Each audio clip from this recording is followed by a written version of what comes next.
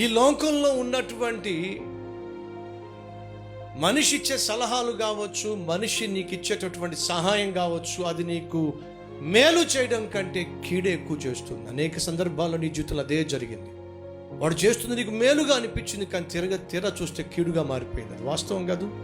నీకు చెప్పాలని ఆశపడుతున్నాను తెలుసా, మనుషుల సహాయం వ్యర్థమో. నీకున్న ఇబ్బందిని, నీకు తిప్పలు పెడుతున్న ఇబ్బందిని, నిద్ర పట్టకుండా చేస్తున్న ఇబ్బందిని తొలగించగలిగిన దేవుడు ఉన్నాడు. ఏం చేయమంటారండి? ప్రార్థన.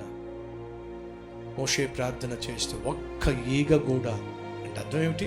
ఇబ్బంది పెట్టే అనేక ఈగలు ఉన్నాయి, ఆ ఈగలన్నీ పోయినాయి, కనీసం ఒక్కటి కూడా మిగలకుండా మోషే ప్రార్థన జవాబు తీసుకొచ్చింది.